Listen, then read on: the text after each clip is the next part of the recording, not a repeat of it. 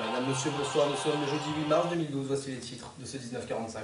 Nous allons revenir sur les présidentielles qui sont à moins de 52 jours. Dans 52 jours, les Français seront allés à l'urne pour voter, pour savoir donc qui sera notre futur président. En attendant, sachez que Madame Arnaud, militante au parti Lutte ouvrière, est la première femme définitivement candidate pour ces présidentielles. Elle a eu toutes ses signatures, indispensables pour se présenter aux présidentielles. Sachez aussi que Nicolas Sarkozy est lui aussi bien présent dans cette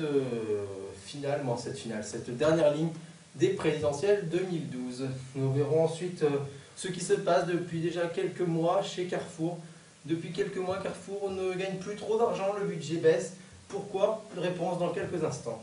Nous reviendrons ensuite sur les éruptions solaires, un phénomène qui arrive quelques fois par an, quelquefois même par décennie. Nous verrons ça avec Yann Olmens dans quelques instants. Et ce sera la page sport avec notre envoyé spécial Yann qui répondra aussi à nos questions sur ce qui s'est passé hier face à Apoel Football Club à Chypre. Nous verrons ensuite un tout dernier reportage sur des jeunes qui font la beauté de notre pays et qui favorisent le cinéma français. Tout de suite, je vais vous parler en début de ce journal des présidentielles. Nous sommes définitivement à moins de 52 jours des présidentielles.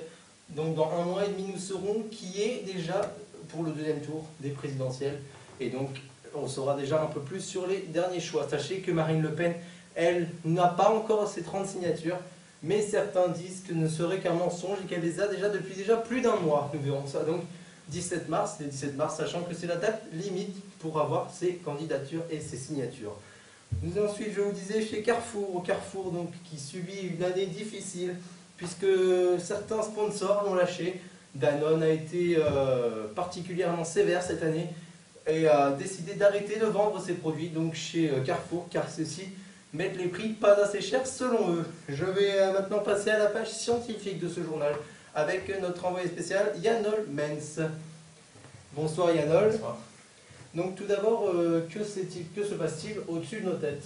Alors le soleil est rentré en éruption depuis hier et d'énormes vagues d'ondes électromagnétiques se déplacent à toute vitesse sur la Terre. En tant que Français et tous citoyens du monde, vous ne risquez absolument rien, vu que la Terre est protégée par un énorme champ magnétique. Mais c'est pas pareil pour nos satellites, qui eux sont totalement exposés, et cela risque de créer quelques perturbations au niveau de vos systèmes GPS et de la télévision. Et est-ce que ça pourrait toucher les réseaux internet? Non, vu qu'ils sont installés sur Terre, ils sont là. D'accord. Donc petite question et petite affirmation surtout, donc vous conseillez chez les gens de ne pas utiliser leur GPS ce jour-là? Non, ce n'est pas conseillé. D'accord.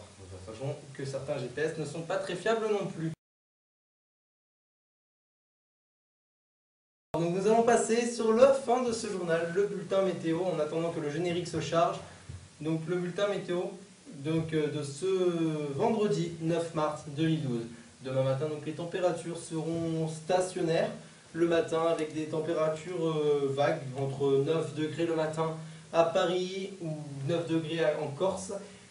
Toulouse se réveillera sous tout juste 1 degré et La Rochelle, elle, ne dépassera pas les 4 degrés. L'après-midi, les températures, elles, remonteront et on passera au-dessus des normales de saison avec un petit 17 à Ajaccio, 12 à Montpellier et 14 à Strasbourg. Voilà ce qui sera donc pour ces informations. J'aurai le plaisir de vous retrouver demain à 19h45 pour ce nouveau journal. Voilà, donc c'était l'actualité de ce 19h45. Je tiens à remercier ma rédaction et tous mes caméramans et bien sûr tous ceux qui m'ont aidé à préparer ce journal. Voilà, en attendant, je vous souhaite une bonne soirée.